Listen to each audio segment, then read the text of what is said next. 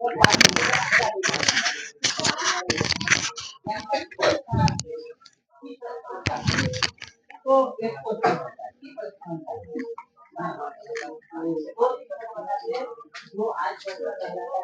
आ रहे हैं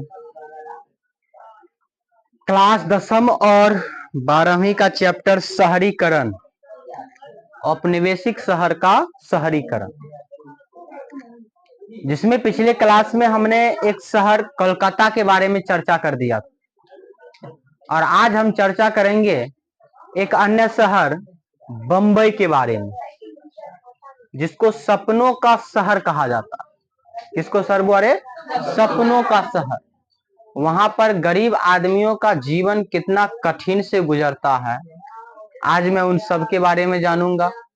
वहां पर रहने के लिए पहले कैसे जगह होता था, वहां पर कैसे इतना बड़ा राज्य स्थापित किया गया, इन सभी चीज के बारे में आज हम जानेंगे। सबसे पहले हम मुंबई के बारे में जानते हैं, जिसको हम लोग अभी मुंबई कहते हैं, पहले बंबई होता था ना बुआरे। बंबई में फिल्म इंडस्ट्री भी है, जैसे अपना भोजपुरी का इंडस्ट्री है ना बिहार यूपी में, उसी प्रकार बंबई में क्या है बुआरे? फिल्म इंडस्ट्री, समझे। वहां पे काफी पैसे पैसे वाले लोग रहते हैं, आम आदमी अगर रहते भी है तो उसका जीवन बहुत कठिन में गुजरता। ठीक है, तो चलिए हम समझने के लिए कि मुंबई का नगरीकरण किस प्रकार हुआ, मुंबई में शहर किस प्रकार बना। सबसे पहले हम मुंबई का इतिहास और इसकी पृष्ठभूमि को जान लेते हैं। इतिहास और पृष्ठभूमि, चलिए इसका इतिहास क्या था कि यह 7 द्वीपों का क्षेत्र था। कौन बुआरे? मुंबई 7 द्वीपों का यह क्षेत्र था। और जब 1534 ईस्वी में पुर्तगाली कौन थे? कैथरीन ऑफ ब्रेगेंजा, क्या नाम बुआरे? कैथरीन ऑफ ब्रेगेंजा, इनकी शादी हुई थी ब्रिटिश चार्ल्स द्वितीय के साथ। कब हुई थी? 1661 ईस्वी। क्योंकि प्राचीन समय में बंबई पर जो किसी का शासन था वो पुर्तगाली का था। किसका था बुआरे? पुर्तगाली का। पुर्तगाली अपने देश में गोवा में आया था। गोवा छोटा सा शहर, उधर खाली पुर्तगाली है, मतलब उस पूरा अंग्रेज पूरे देश को अधिकार कर लिया था, लेकिन गोवा पुर्तगाली के अधीन ही रहा। और यह सब क्षेत्र समुद्र के किनारे। किस किनारे बुआरे? आप मैप अगर बनाते होइएगा तो इस प्रकार का क्षेत्र बनाते होइएगा। तो इस साइड में ना मुंबई है, समझ में आ गया। इसके ऊपर गुजरात आ जाता है, राजस्थान आ जाता है। ठीक है, तो यह समुद्र के कात का जगह है, और समुद्र के कात होने से यहाँ पर उद्योग धंधा काफी ज्यादा होता है। मैंने कहा था कि समुद्र के किनारे ही उद्योग धंधे काफी ज्यादा मात्रा में लगे रहते हैं। क्या बुआ रहे? तो इनको 1500 पुर्तगाली, हाँ 1534 ईस्वी में पुर्तगाली का शासन था। नाम है पुर्तगाली की कौन? Catherine of Braganza. अब ब्रिटिश का क्या नाम हुआ रे? चार्ल्स द्वितीय। ब्रिटिश के राजा थे चार्ल्स द्वितीय। इन दोनों की शादी 1661 ईस्वी में हुई। और जब शादी हुई तो यह जो मुंबई था जिस पर पुर्तगाल का शासन था, उन्होंने दहेज के स्वरूप, किसके स्वरूप हुआ रे? दहेज का स्वरूप चार्ल्स द्वितीय को दिया था कि तुम ले लो, ये तुम दहेज ले ले। दहेज में उसको दे दिया मुंबई। उन्होंने क्या किया? कौन? चार्ल्स द्वितीय ने 1688 में, लगभग 19 साल के बाद, क्या हुआ रे? 19 साल के बाद करते हैं, सॉरी 27 साल के बाद क्या किए? 1688 ईस्वी में उन्होंने ब्रिटिश को ही, मतलब वो तो राजा थे ना, तो वो अन्य ब्रिटिश को 10 पाउंड प्रति वर्ष, मतलब 10 पाउंड रुपया दीजिएगा एक साल में। तो बहुत कम पैसा में इन्होंने इस शहर को किसी और को दे दिए। कौन? चार्ल्स द्वितीय। ठीक है, किसको दे दिए थे बुआरे? ईस्ट इंडिया कंपनी को, ताकि वो अपना वहीं पर क्या करे? रोजगार विकसित करे, साम्राज्य स्थापित करे। ठीक है, तो मराठी के जो लोग थे, जब आक्रमण और लूटमार कहां पर किए थे? याद कीजिए, गुजरात का सूरत जगह है। कौन जगह है बारे? गुजरात का सूरत। वह सूरत वस्त्र उद्योग के मामले में बहुत प्रसिद्ध है। समझ में आ गया? किस उद्योग के बारे में बोल रहे? वस्त्र उद्योग। वस्त्र उद्योग उस समय बहुत फेमस हुआ करता। ठीक है। तो मराठी कहने का मतलब महाराष्ट्र के, मतलब बंबई के जो लोग थे, उन्होंने सूरत पर आक्रमण कर दिया और वहां का लूट लिया।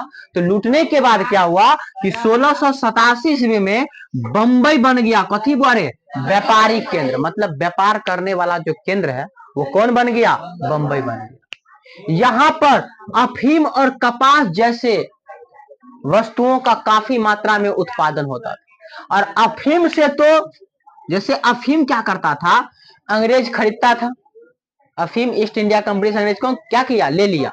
और लेने के बाद वह चीन को निर्यात करता था। किसको बोल रहे, चीन को, जिससे पूंजीपति वर्ग का काफी मात्रा में उदय हुआ, मतलब यहाँ पर पूंजीपति का विकास हुआ। लोग काफी मात्रा में अफीम की खेती की और खेती कर करके वो ब्रिटिश को दिया, ब्रिटिश चीन को दिया, चीन से खूब पैसा आता, खूब पैसा कमाता। ठीक है।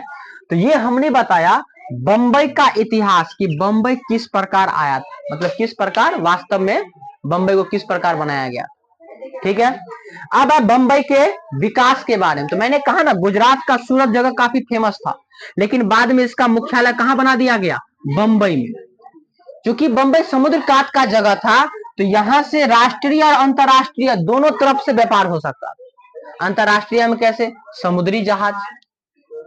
हमारे अपना बिहार में कोई आदमी खेती करेगा, सॉरी कोई आदमी उद्योग धंधा लगाएगा, तो सामान को बेचने कहीं जाएगा तो किस मार्ग से जाएगा, सड़क मार्ग से जाएगा।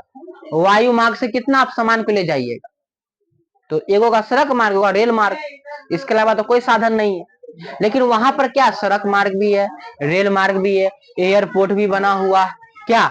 उसके बाद समुद्र के कात में है, तो समुद्री जहाज के द्वारा भी आप एक राष्ट्र से दूसरे राष्ट्र में लेके जा सकते हो क्या। तो मानिए कि आप सामान बना लीजिएगा, तो उसको बेचने के लिए भी तो सुविधा चाहिए क्या। अब सामान आपने भरपूर मात्रा में बना लिया, उसको बेचने के लिए एक स्थान से दूसरे स्थान जाने का कोई साधन नहीं है, तो वो सामान का ज्यादा विकास हो सकता है, उद्योग का हो ही नहीं सकता। समझे। 1819 ईस्वी में जब आंग्ल मराठा युद्ध हुआ था, आंग्ल और मराठा मतलब अंग्रेज और मराठियों के बीच युद्ध हुआ था, तब अंग्रेजवा क्या किया था कि इसको राजधानी बना दिया, मतलब बंबई को बंबई प्रेसिडेंसी का राजधानी बना दिया। मतलब बंबई अंग्रेजों का जो साम्राज्य था, औद्योगिक विकास था, उसका क्या बना दिया, राजधानी। मतलब सारा क्रियाकलाप अब यहीं से होगा, कहां से, बंबई। जिसे कोलकाता को बनाया हुआ था क्या, इधर किसको बना दिया, बोले बंबई को। धीरे धीरे जब औद्योगिकरण का विकास हुआ था, सर्वप्रथम लंदन में औद्योगिक क्रांति होती है और वहीं से पूरे देश विदेश में औद्योगिकरण का विकास होता है। तो जब औद्योगिकरण का विकास होता है, तो विकास होने के बाद अब उद्योग धंधा काफी मात्रा में बढ़ेगा, तो वहां पर आने वाले लोग तो बहुत ज्यादा होंगे क्या। तो वो आएंगे तो वो रहने के लिए जगह तो खोजेंगे, और जगह खोजने के लिए वो बड़ी बड़ी इमारतें बनाएंगे। और शहर का मतलब ही होता है बड़ा बड़ा इमारत, पैसा कौड़ी होना चाहिए क्या, भीड़ भड़ा का जगह होना चाहिए, उसी को हम लोग शहर कहते हैं। तो जब उद्योग धंधा काफी विकास हुआ, तो वहां पर व्यापारी लोग आए, कारीगर लोग आए, दुकानदार वाले लोग आए, उद्योगपति लोग आए, श्रमिक लोग आए। और जब ये सब आए तो भीड़ भड़ाका वाला जगह बना। लोगों ने क्या किया, बड़का बड़का आदमी रूम बनाने लगा, रूम बना के किराया पर देने लगा। तो अब बड़ा बड़ा इमारतें बनेगा, काफी ज्यादा भीड़ होंगे, तो स्वाभाविक है शहर का विकास होगा क्या। और धीरे धीरे क्या हुआ, शहर का विकास हुआ। तो मुंबई किस प्रकार विकास किया, कोई दिक्कत समझने में। एक समय था जब पूरे भारत देश का आधा संपत्ति, मतलब आधा अगर वस्तु कोई बनाता था, पूरा वस्तु मान लो कि 100 वस्तु कोई बनाया, तो उसका 50 वस्तु केवल और केवल बंबई से ही आयात और निर्यात होता था। मतलब इतना बड़ा बन गया था कौन, बंबई, कि पूरे देश का आधा, समझ रहे हो, आधा चीज का आयात और निर्यात करने वाला यह देश बन गया था। समझे। तो यह धीरे धीरे विकास के तौर पे आगे बढ़ते ही रहा। पूंजीपति लोग कहने का मतलब ये होता है, जैसे मैंने कहा ना पूंजीपति लोग, चीनी निर्यात जब किया था तो वहां पर पूंजीपति लोगों का विकास हुआ था। तो पूंजीपति में कौन कौन आते हैं, पारसी मरवाड़ी, कोंकणी मुसलमान, गुजराती लोग, बनिया लोग, बोहरा लोग, यहूदी लोग, आर्मेनियाई लोग, ये सब आते हैं पूंजीपति वर्ग में। किस वर्ग में बोले, पूंजीपति। मतलब पूंजीपति जो वहां पर पैसे कौड़ी ज्यादा जिनके पास हुए, तो वे इन लोगों के पास ज्यादा पैसा कौड़ी होते थे। ठीक है। 1861 ईस्वी में जब अमेरिका में गृह युद्ध हुआ था, कहाँ हुआ रे? अमेरिका में गिरी, मतलब अमेरिका के अंदर में जब युद्ध हुआ था, तो अमेरिका गिरी युद्ध कब हुआ था? 1861 में। तो वहां पर ना कपास, मतलब कपड़ा के उत्पादन करता है कपास, समझ में आ गया? कपास से कपड़े ना बनाते हो आप, तो कपास का ना मांग ज्यादा हो गया, मतलब कपास की वहां पर ज्यादा वैल्यूएशन हो गया। कहा? अमेरिका में। तो वह जो वहां जो कपास आया था, वहां कपास अपने भारत से ले गया था, और वह क्षेत्र किस चीज का? दक्कन के क्षेत्र, दक्कन के क्षेत्र में खूब कपास का पैदावार हो, और यहीं से अमेरिका में क्या किया गया? ट्रांसफर किया गया कपास का, समझे? अंतरराष्ट्रीय देखिएगा, अंतरराष्ट्रीय व्यापार संबंध, मतलब दूसरे देश से हमारा देश का क्या व्यापारिक संबंध रहा। तो जब देखा ना कि दक्कन का क्षेत्र से हमको क्या मिलने लगा? कपास मिलने लगा, तो अंतरराष्ट्रीय ने भी व्यापार का मार्ग खोल दिया भारत के लिए, ठीक है। और उन्होंने 1869 ईस्वी में स्वेज नहर को खोल दिया था। कौन नहर बोले? स्वेज नहर, ताकि पानी वानी आएगा तब ना, क्या कहते हैं, मट्टी में पानी पड़ेगा तो कपास की खेती होगी बढ़िया, समझ में आ गया? तो स्वेज नहर को क्या कर दिया गया? खोल दिया गया, ठीक है। इससे क्या हुआ? अंतरराष्ट्रीय व्यापार के साथ जो संबंध था वो काफी मजबूत होने लगा। हम भी मदद किए, उन्होंने भी मदद किया, तो संबंध तो बढ़ेगा क्या। इस कारण से व्यापारी लोग और श्रमिक लोग ना मुंबई को अरब्स परिमा इन इंडिया के नाम से कहने लगे। अरब्स परिमा इन इंडिया, इसका अर्थ होता है भारत का महत्वपूर्ण नगर, भारत का महत्वपूर्ण नगर, समझे? मतलब यह जो बंबई बना वो भारत का महत्वपूर्ण नगर बन गया, ठीक है।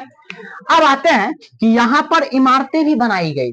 क्या बोल रहे? इमारतें, क्योंकि शहर का मतलब होता है लंबी लंबी बड़ी बड़ी इमारतें बनाना, क्या भीड़ भड़ाके वाला की जगह। अब क्या हुआ? इमारतें जो वहां बनाई गई, तो बड़ा बड़ा किला बनाया गया, जैसे कलकत्ता में बनाया गया था। इसके बाद जो शासकीय लोग हैं उनके लिए कार्यालय, ऑफिस बनाया गया। शैक्षणिक संस्थान, पढ़ाई लिखाई इंस्टीट्यूट बनाया, खोला गया, विश्वविद्यालय खोला गया। धार्मिक इमारतें खोला गया, धर्म के लिए इमारत बनाया गया। स्मारक बनाया गया, व्यवसाय लोगों के लिए इमारत बनाया गया। जैसे मैंने पिछले क्लास में, सॉरी पिछले बार, मतलब इस टॉपिक से पहले पढ़ाना था, Bombay town hall, most question है बम्बई टाउन हॉल के बारे में पूछना, ठीक है। एली एल्फिंस्टन सर्किल, या बम्बई विश्वविद्यालय, या विक्टोरिया टर्मिनस, तो ये सब जो मैं जगह का नाम ले रहा हूँ, ये बम्बई में सबसे फेमस फेमस जगह।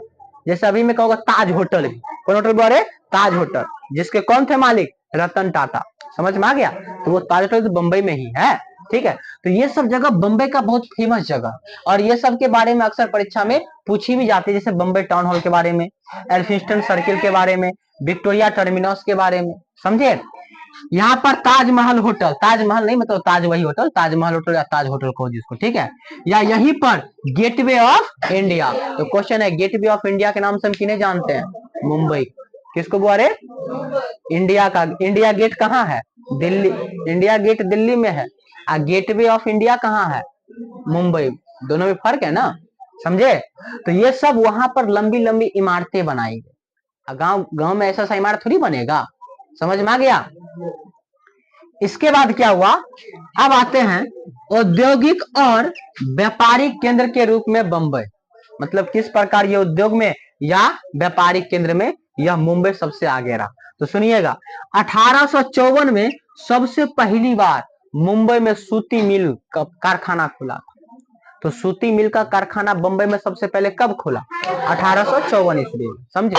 1921 ईस्वी तक जाते जाते लगभग लगभग यहाँ 85 को कपड़ा मिल बन गया। क्या को बोले? 85 को कपड़ा मिल में। इस मिल में लगभग लगभग 1.5 लाख श्रमिक लोग काम करते थे, मतलब यहाँ पर रोजगार और विकास हो गया। 1.5 लाख लोगों को रोजगार कम से कम कपड़ा उद्योग से मिल गया। इसके बाद इसमें पुरुष और महिला दोनों मिलकर काम करते थे, लेकिन जब मशीन का आविष्कार हुआ, तो मशीन का आविष्कार होने के बाद महिला लोगों की संख्या काफी कम होने लगी, पुरुष और मजदूर लोग काफी संख्या में बढ़ने लगे, समझ में आ गया? इसके बाद आयात और निर्यात के लिए, अब एक स्थान से दूसरे स्थान ले भी जाना, तो उसके लिए रेल का भी सुविधा किया गया। किसका बारे? रेल का भी सुविधा किया गया 1888 से 89 में। अब रेल का सुविधा करेगा तो तुम ही बताओ, रेल का सुविधा होने से क्या होगा? कहीं दूसरे जगह के लोग अपना रोजगार रोटी के लिए बंबई आएगा, तो बम्बई और बस्ती वाला जगह बन जाएगा, और मतलब भीड़ भाड़ वाला जगह बन जाएगा। एक तो पहले से ही भीड़ था, रेल लाइन का सुविधा कर दिया और भीड़ भाड़ वाला जगह बन गया। क्या अब बहुत जब जब मुंबई में अकाल पड़ा है तो सब लोग क्या करता था, मुंबई से निकल निकल के जहाँ के लोग रहते थे फिर वहां वो चले जाते थे। जैसे प्लेग बीमारी आया तो सब लोग कहाँ कहाँ भाग गया था, गांव भाग गया था ना बुआ रे। जैसे 1888-89 में जब कच्छ में अकाल पड़ा था, कच्छ जगह का नाम है, जब यहाँ पर अकाल पड़ा था तो लोग अपने अपने स्थान पर चले गए थे, क्या होने के लिए, निवास रहने के लिए चले गए। समझ में आ गया ना। चलिए, यह 1898 में जब प्लेग बीमारी फैला था तब लोग गांव भाग रहे थे, ठीक है। तो लेकिन गांव भागवो किए तो ज्यादा मात्रा में लोग नहीं भागा, क्योंकि गांव भागेगा तो भाई कमाने खाने के लिए तो कुछ चाहिए क्या। तो वहां पर क्या करता था लोग, जिसके पास हिम्मत होता था वो रुक जाता था, ठीक है। तो मतलब ज्यादा लोग निकलने के बावजूद भी मुंबई फिर भी भीड़ भाड़ वाला का इलाका वाला ही क्या बना, जगह बना। मतलब अगर 10 लोग निकल भी गए फिर भी उससे कोई फर्क नहीं पड़ा, समझे। इसका मतलब है कि मुंबई में जनसंख्या काफी क्या है, ज्यादा है। चलिए, अब हम जानते हैं कि मुंबई के आवासीय स्थिति के बारे में, कि मुंबई में रहने का जो जगह है उसका स्थिति कैसा है, ठीक है। आप जानते हो कि मैंने पहले बता दिया कि मुंबई जो है घनी आबादी वाला जगह है, मतलब काफी ज्यादा यहाँ पर भीड़ भाड़ वाला का जगह है, ठीक है। जैसे लंदन में 155 वर्ग गज इतना क्षेत्रफल अगर होता था, 155 वर्ग गज, तो वहां पर प्रति मकान में, मतलब एगो मकान में लगभग लगभग क्या गो आदमी रहते थे, 8 गो आदमी। लेकिन अगर बंबई की बात किया जाए तो बंबई में 9.5 9.5 वर्ग गज का क्षेत्रफल था, समझे। लेकिन यहाँ पर एक मकान में 20 व्यक्ति रहते थे। कितना व्यक्ति बोले, मतलब यह लंदन से भी ज्यादा भीड़ भाड़ वाला का जगह, आप इसी से अनुमान लगा सकते हैं। समझ में आ गया। वहां पर ना इलाका भी, मतलब जगह भी दो भाग में बट गया। जैसे फोर्ट इलाका जो जगह है वह दो भाग में बटा था, मैंने पहले भी कहा, कलकत्ता में पढ़ा दिए। क्या पढ़ा थे, याद करिए। एगो था नेटिव, एगो था गोरे। मतलब नेटिव जहां पर देसी लोग रहते थे, भारत के लोग रहते थे। और गोरे लोग कहने का मतलब जहां पर ब्रिटिश लोग रहते थे। मैंने कहा था ना कि बड़ा बड़ा जगह खालिस्तान छोड़ दिया गया था, ठीक है। और वहां पर गोरा लोग अपना बस्ती बनाने लगा, ठीक है। तो यह भी तो दो भाग में बट गया, एगो गोरे लोगों के लिए, काले लोगों के लिए बन गया, ठीक है। इससे क्या हुआ कि आवास में और जल में, ये दोनों में समस्या आ गया, मतलब पानी का भी समस्या हो गया और रहने के लिए भी समस्या आ गया। अब बताइए, जो बड़ा आदमी है वो एक मकान में 2-3 आदमी रहते हो, लेकिन जो बड़ा आदमी नहीं, छोटा आदमी है, वो एगो मकान में 15-20 आदमी रह रहा है, तो जीवन तो संकट में पड़ेगा। क्या उसके लिए जल की सुविधा उपलब्ध होगी, किसके लिए, गोरे लोगों के लिए। लेकिन जो भारतीय मजदूर लोग है उसके लिए जल की व्यवस्था करने के लाइन में लगना पड़ता है। समझ में आ गया, कोई दिक्कत। चलिए, तो क्या था कि यहाँ पर भेदभाव होता था, क्या था बुआरे, भेदभाव, असमानता का व्यवहार था। जैसे मैं पढ़ा रहा हूं, गरीबों का आवास कैसा होता था, तो बुआरे यहाँ पर वर्ग विभेद था। वर्ग विभेद मतलब बड़े लोगों को बड़ा मकान, छोटे लोगों को बाद छोटे मकान। छोटे मकान मतलब फूस वाला जगह, किराए पर रहिए। समझ में आ गए। तो यहाँ पर वर्ग विभेद था, आर्थिक असमानता भी था। यहाँ पर जिसके पास पैसा कौड़ी है वो बड़का बड़का महल में जाता था, और जिसके पास नहीं है वो झोपड़िया में। अब बहुत लोग तो पत्ता का मकान बनाता था, पल्ली उल्ली का मकान, उसी में रहता था। समझ में आ गया। तो यह जैसे आर्थिक समानता में धनी पदाधिकारी जो लोग, धनी वर्ग के लोग है, पदाधिकारी वर्ग के लोग है, अमीर लोग है, पारसी लोग है, मुसलमान लोग है, उद्योगपति लोग है, इन सब के लिए एक बढ़िया वाला बंगला बनता था। बंगला, घर नहीं, कथी बोले, बंगला। बंगला समझ में आता है ना, घर का बड़ा समूह, समझ में आ गया। हो गया बंगला। अब गरीब के लिए कौन था, तो गरीब के लिए बनाया गया था चौल इमारतें, जिसको कहा जाता है। कौन इमारतें बारे, चौल इमारतें। तो अब चौल इमारतें क्या, ये परीक्षा में मोस्ट है, इसलिए ध्यान दीजिएगा। चौल इमारतें क्या, बुआरे चौल इमारतें कहने का मतलब समझिए, यह जो इमारतें बनाया गया था वो गरीब लोगों के लिए, किस लोगों के लिए बुआरे, ठीक है। चूंकि वहां पर नगर की कमी काफी थी, मतलब कहने का मतलब यह है कि उस मुंबई जो नगर है वहां पर जगह तो कम था, जगह कम मात्रा में, वो तो जगह बढ़ा नहीं सकते। लेकिन जनसंख्या क्या हो गया था, बहुत बढ़ गया। तो जनसंख्या बहुत बढ़ गया था तो उसको रहने के लिए, उसको रहने के लिए जगह बनाया गया, और उसी जगह का नाम क्या पड़ा, चौल इमारतें। मतलब इमारतें बनाया गया, मकान बनाया गया, और उसी मकान को इमारतें कहा जाता है। अब इस इमारतें की विशेषता क्या थी मैं अभी जस्ट बताता हूं। तो चूंकि यह भीड़ भाड़ वाला जगह था, ठीक है, तो उसके लिए इमारतें बनाया गया, इसलिए इसका नाम क्या पड़ा, चौल इमारतें। आप समझिए 1860 ईस्वी में टेनेमेंट्स, 1860 ईस्वी में यह चौल इमारतें बनाया गया था। समझ में आ गया। तो चौल इमारतें का निर्माण कब हुआ था, कब सोने लगा बुआ रे, 1860 ईस्वी सोने लगा था। ठीक है, और यह जो मकान बना था वो लंदन में ना टेनेमेंट्स मकान बना हुआ था, उसी के जैसा यहाँ पर भी मकान बनाया। ठीक है, और इसको बनाता कौन था, तो जो धनी व्यक्ति थे, व्यक्तिगत जो धनी व्यक्ति थे, समझे, अमीर व्यक्ति, उद्योगपति या ठेकेदार या बड़का बड़का कोई आदमी होता था, तो वो अपना अपना व्यक्तिगत पैसा लगाकर, समझे, मकान बनाता था और मकान को किराए पर देता था। जैसे अभी हम समस्तीपुर पुराने के लिए जाएंगे तो वहां पर क्या होगा, हम मकान अपन थोड़ी खरीद के बना सकते हैं, हम रूम रेंट लेके करेंगे ना बुआ। तो वहां पर भी यही था कि यह जो मकान बड़ा बड़का आदमी बना लेता था, और जो किसान मजदूर आता था या जो मजदूर लोग आते थे उसको रहने के लिए जगह देता था और उससे पैसा लेता था, तो उससे कमाता भी क्या। तो यह जो बना था वो संपत्ति व्यक्तिगत होती थी और यह किराए के पैसा से क्या कमाते थे, धन कमाते थे। ठीक है, एक अनुमान के अनुसार 1901 ईस्वी में जब जनसंख्या हुआ था तो लगभग 80% आबादी इसी चौल इमारतें में निवास करते थे। 80% मतलब 180 आदमी ऐसे ऐसे इमारतें में निवास करते, मतलब गरीबी की हालात आप समझ सकते हो। ठीक है, यह जो इमारत था वह बहुमंजिल, मतलब कितना मंजिल बनता था, यह अनकाउंटेबल, अनकाउंटेबल मतलब गिन नहीं सकते, बहुत बड़ी बड़ी लंबी लंबी ऊंची ऊंची इमारतें बनाई जाती थी। ठीक है, और उसमें एगो कमरा होता था, एगो कथी बारे कमरा, कमरा में भी जो दरवाजा था उसके सामने में वो खुला बरामदा, जैसे दरवाजा सब निकले तो बाहर में वो खुला बरामदा हो जाता था, ताकि उस पर आप थोड़ा सा टहल वहल लीजिए, बाहरी हवा कुछ लगाना तो लगा लीजिए, धूप उप देखना तो लगा लीजिए आराम। ठीक है, और उसके बाद उसके बीच में एक छोटा सा दलान होता था उसी कमरा में, क्या होता बुआरे, दलान। जैसे इधर से कमरा बना, इधर से कमरा बना, बीच में क्या बन गया, दलान। आप बाहर में क्या कर दिया, दरवाजा के सामने में एगो छोटा सा बरामदा बना दिया, ताकि उसमें थोड़ा सा टहल लीजिए आराम। ठीक है, उसके बाद शौचालय जो होती थी, ले लेंगे बाद, शौचालय जो होती थी, कभी बुआरे शौचालय, और नल, नल से जो पानी रहता पीने के लिए, तो ये किसी का व्यक्तिगत नहीं, मतलब जैसे हमारे रूम है तो हमरे होना चाहिए से नहीं, वो पूरे एक मंजिल इमारतें मतलब एक मंजिल बना दी और उस पर जितने कमरा है उसमें जितना लोग है उन सब के लिए शौचालय का एक ही व्यवस्था।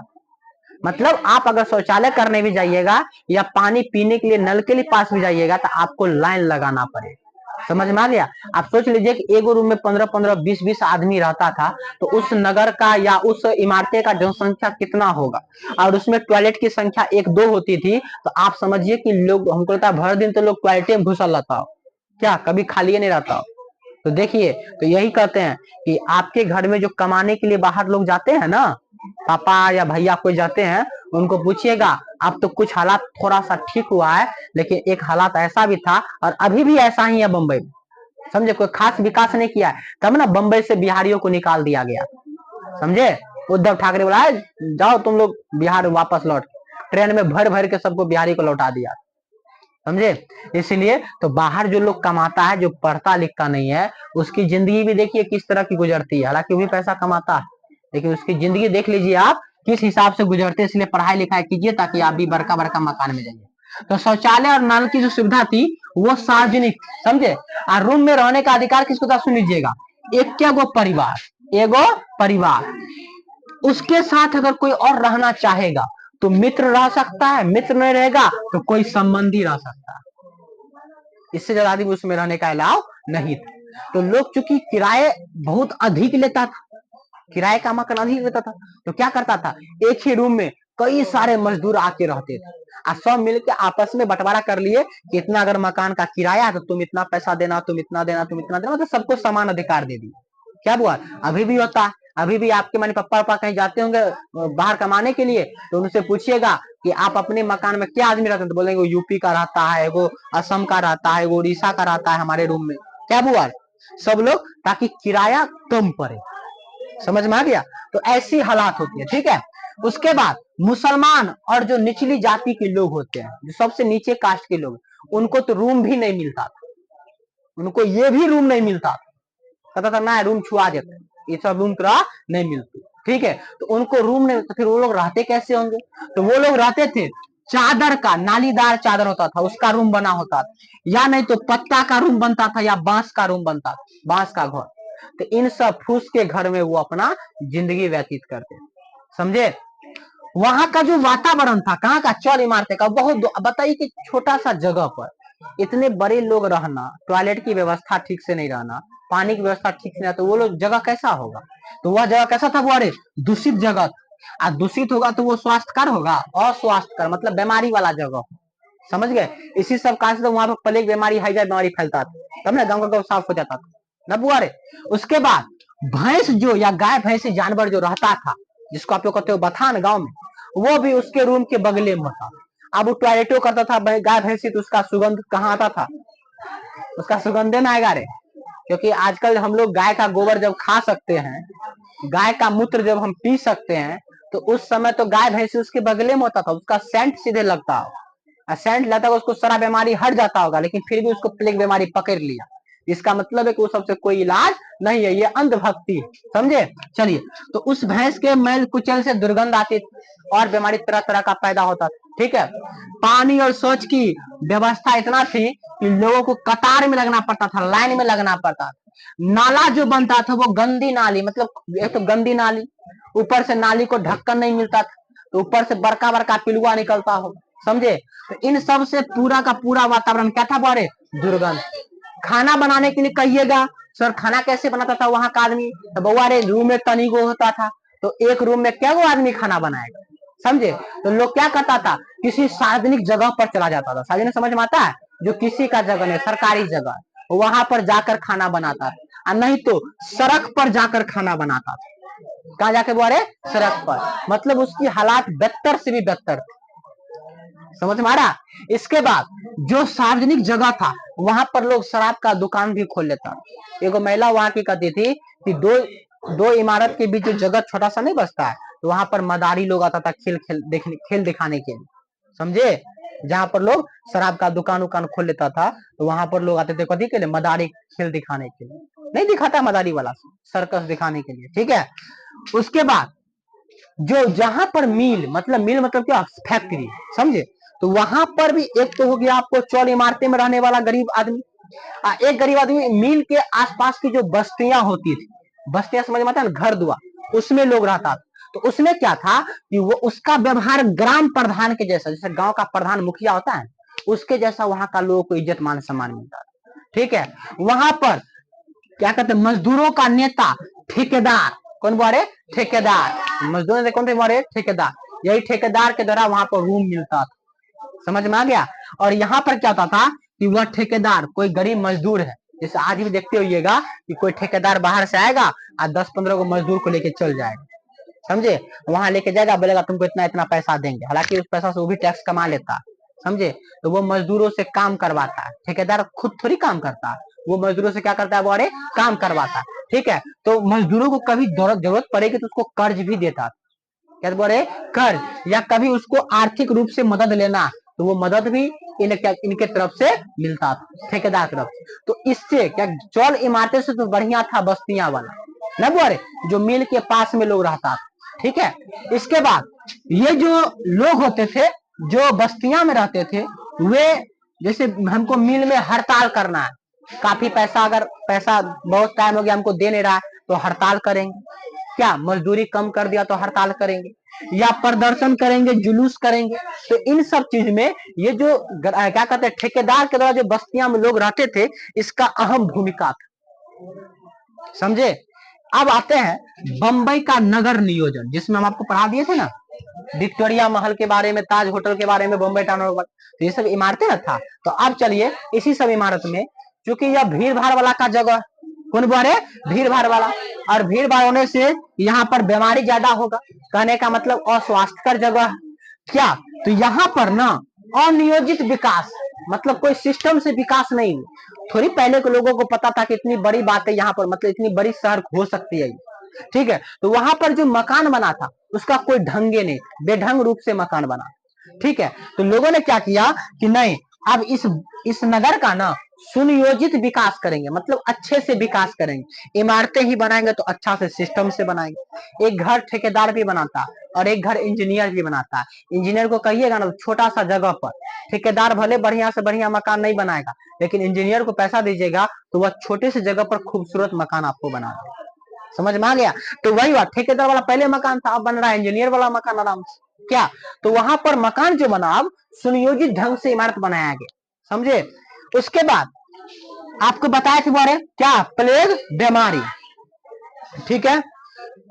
1898 में city of Bombay improvement east, एक मिनट रुकिए।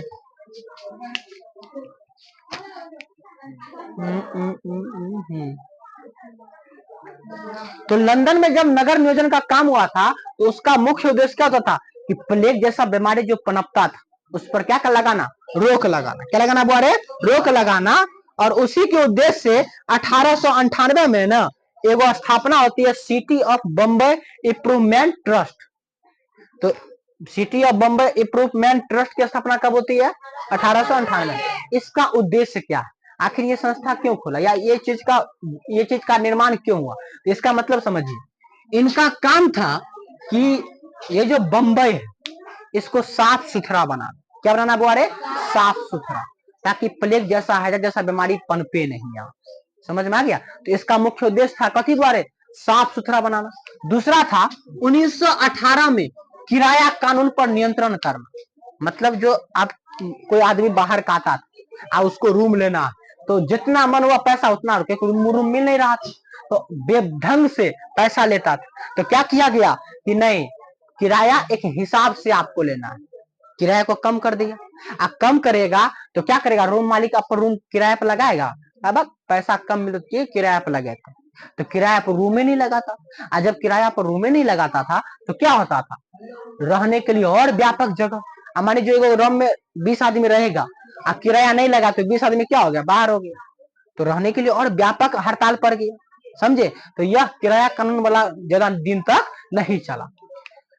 शहर के बीच में जो गरीब, जैसे शहर हुआ, अब उसके बीच में कोई गरीब का बस्ती या गरीब का झोपड़ी है, जैसे कोलकाता में खाली कर दिया, तो यहाँ भी क्या कर दिया गया, उस मकान को तोड़ दिया गया, खाली कर दिया गया। तो खाली करने के बाद जो लोग उसमें रहता है उसके लिए कम से कम कहीं ना कहीं तो जगह का व्यवस्था आप कर देते, लेकिन वहां पर बहुते लोगों का जगह का व्यवस्था नहीं किया गया। मतलब सब लोग घर से क्या बन गए, बेघर। कुछ लोगों को ही वहां पर घर के लिए घर मिला, समझे? नहीं तो व्यापक रूप से अब बताओ, उतना जनसंख्या, सरकार भी या कोई गवर्नमेंट भी उतना जगह कहां से लाएगा? समझ में आ गया? समझे? तो वहां पर कुछ लोगों को तो जगह मिला, लेकिन बहुत लोगों को जगह नहीं मिलने से लोग घर से क्या बन गए, बेघर।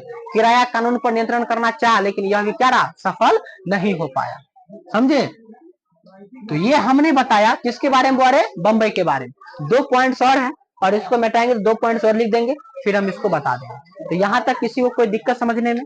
तो मुंबई देख रहे हो कैसा जगह है, समझे? आज भी यहाँ की हालात कुछ ऐसी ही है जैसे मैं आपको कहानी के रूप में बता रहा हूँ, समझे? इसीलिए कहते हैं पढ़ाई लिखाई कीजिए, पढ़ाई लिखाई कीजिएगा तो इससे फायदा क्या होगा कि आपको इन सब जगहों में रहना नहीं पड़ेगा।